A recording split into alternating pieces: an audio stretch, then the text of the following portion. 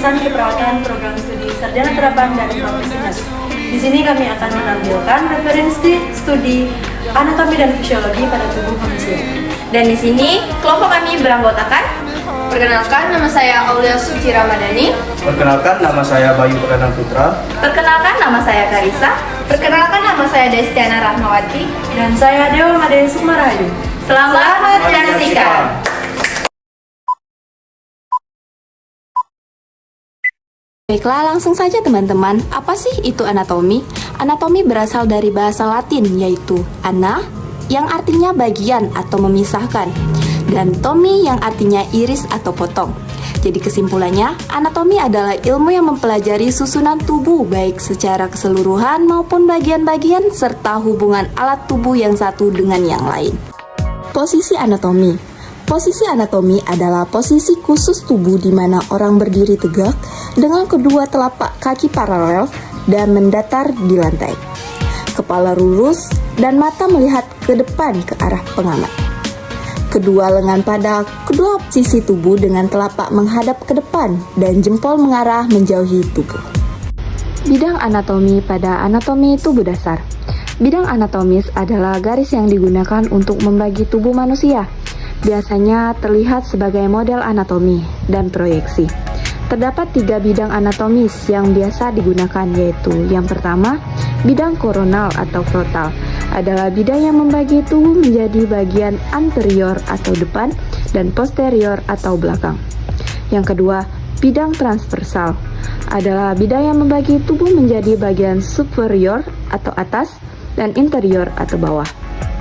Yang ketiga, bidang sagital atau median adalah bidang yang membagi tubuh menjadi bagian kanan dan kiri. Ada istilah parasagital, yaitu pembagian tubuh yang tidak sama, bisa cenderung ke kanan atau ke kiri. Lalu ada marsagital, yaitu pembagian tubuh yang sama besar. Selanjutnya, terminologi arah dalam tubuh. Terminologi arah dalam tubuh di sini dimaksudkan kebanyakan bersifat relatif. 1. Relatif terhadap sisi depan, yaitu perut atau belakang punggung. Yang pertama ada anterior di sebelah depan dari menuju arah permukaan depan. Posterior di sebelah belakang menuju arah permukaan belakang. Dorsal pada sisi punggung tubuh, ventral pada sisi perut tubuh. Yang kedua, relatif terhadap kepala atau ekor tubuh.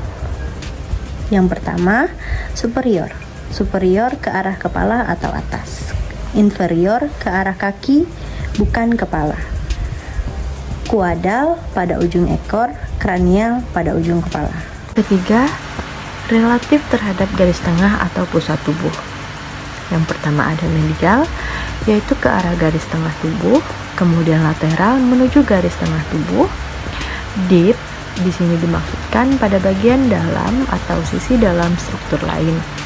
Dan ada juga superficial pada bagian permukaan.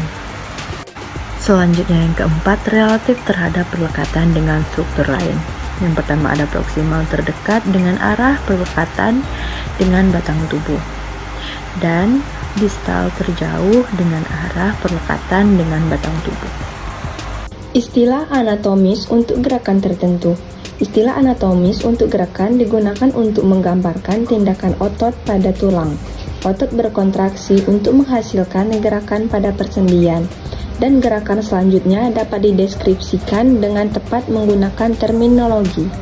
1. Fleksi dan ekstensi. Fleksi dan ekstensi adalah gerakan yang terjadi pada bidang sagital. Mereka mengacu pada peningkatan dan penurunan sudut antara dua bagian tubuh. Yang pertama, fleksi merujuk kepada gerakan yang menurunkan sudut antara dua bagian tubuh. Yang kedua, ekstensi merupakan gerakan yang meningkatkan sudut antara dua bagian tubuh. 2. Abduksi dan adduksi. Abduksi dan adduksi merupakan dua istilah yang digunakan untuk mendeskripsikan gerakan mendekati dan menjauh di lain tubuh. Yang pertama, abduksi merupakan gerakan menjauhi seperti menjauhi seseorang. Sebagai contoh, abduksi sendi bahu dengan mengayunkan tangan menjauhi badan.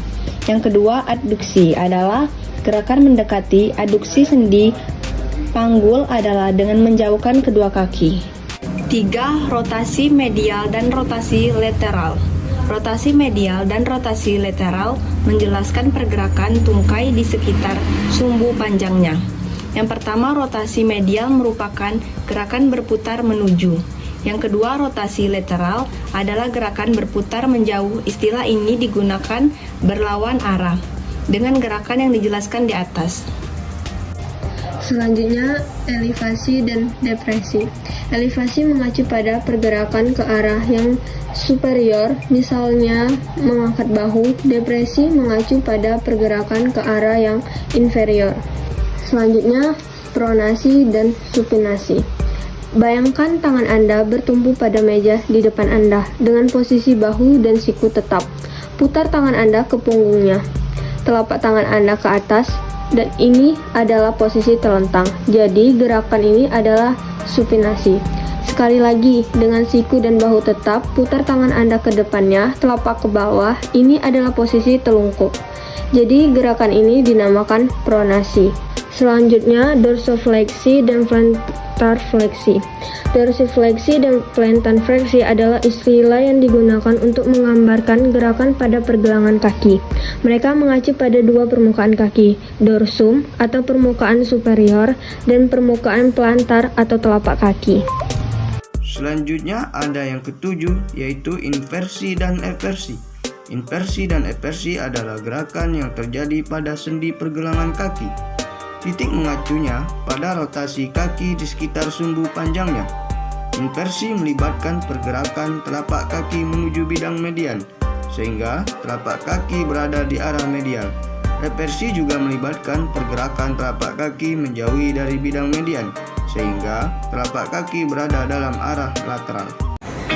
Baiklah teman-teman, demikianlah hasil penampilan video dari kelompok kami. Apabila ada salah kata, kami mohon maaf, dan pada Allah kami mohon ampun. Kami akhiri.